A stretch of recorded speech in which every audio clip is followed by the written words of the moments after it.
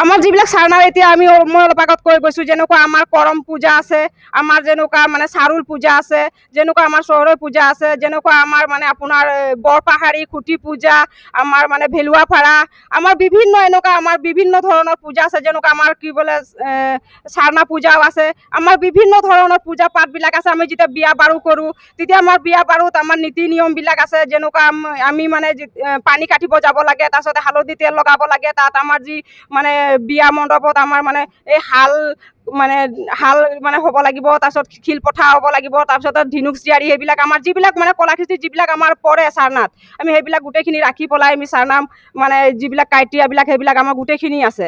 আৰু আমি অলৰেডি আমাৰ গোটেই ক্ৰাইটেৰিয়াবিলাক থকাৰ সলনিও মানে চৰকাৰে আমাক মানে ST-টো দিব বিচৰা নাই। চৰকাৰে কৈছে যে মানে অলপ দিনৰ আগতে আপোনালোকে চাইছে, যিহেতু মানে আমাৰ সাংসদ কৈ গৈছিলে যে মানে হিন্দু আৰু খ্ৰীষ্টানৰ মাজত যেনেকুৱা সাৰনা আৰু খ্ৰীষ্টানৰ মাজত কৈ গৈছে, আমি ক'ব বিচাৰোঁ ঠিক আছে, সাৰনাবিলাকতো দিবলৈ যদি একো প্ৰব্লেম নাই, তো ST-টো কিয় দিয়া নাই আমাক অসমত? দিব লাগে ST-টো। মানে সাৰনা আৰু মানে কি বোলে খ্ৰীষ্টানৰ মাজত কিবা বিভাজন আনিব বিচাৰিছে নেকি চৰকাৰে? যদি বিভাজন আনিব বিচাৰিছে স্পষ্ট কৰি দিয়ক। যদি কি বোলে খ্ৰীষ্টানৰ যদি কিবা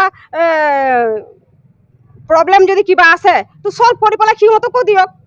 আমাৰ মানে ক'বলগীয়া একো নাই, যিহেতু সিহঁতো আদিবাসী হয়, আমিও আদিবাসী, সিহঁতো ওৰাং মুণ্ডা খাৰিয়া চাউতালৰ পৰা বিলং কৰে, আমিও ওৰাং মুণ্ডা খাৰিয়া চাউতালৰ পৰা বিলং কৰোঁ। যদি কিবা টেকনিকেল প্ৰব্লেম যদি আছে খ্ৰীষ্টানবিলাকৰ কাৰণে, তেতিয়া ঠিক আছে, সিহঁতৰ টেকনিকেল প্ৰব্লেমটো সলভ কৰি পেলাই সিহঁতকো দি দিয়ক। আৰু অলৰেডি সিহঁতে মানে সাৰনা যদি ধৰ্মটো হয় তেতিয়া ST দিয়ত কোনো মানে আমাৰ আপত্তি নাই বুলি কৈছে। ঠিক আছে, আমিও ইমান জনসংখ্যা আছোঁ, 50-50 আমি জনসংখ্যা আছোঁ, তেতিয়া কিয় আমাক 50% বিলাকক আমাক ST-টো দিয়া নাই? যদি বিধানসভাৰ আগে আগে যদি ST নিদিয়ে, ST-কৰণ নকৰে, তেতিয়াহ'লে 26 চনত আমি মানে বিধানসভা ইলেকশ্যনত মানে চৰকাৰে নিজেই বুজি পাব আমি কি কৰিম।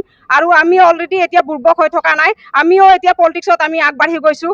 আৰু মেইন কাৰণ এইটোৱে হ'ল যে মানে আমি যিকোনো পাবলগীয়া হ'লে আমি পলিটিক্সত আগুৱাই যাব লাগে। আমি সংগঠনো কৰি যাম, আমি ধৰ্মও কৰি যাম, আমি পলিটিক্সো কৰি যাম। যিহেতু আজি ৰাজনীতিত যদি আমি নাথাকোঁ, তেতিয়া আমি কোনো বস্তু হাসিল কৰিব নোৱাৰোঁ। যিহেতু ৰাজনীতি পাৱাৰে মেইন পাৱাৰ। যদি আদিবাসীসকলক যদি বিধানসভাৰ আগে আগে ST নিদিয়ে, তেতিয়া আমি বিধানসভাত আমি কি কৰিব লাগে চৰকাৰে নিজে সেইটো বুজি পাব।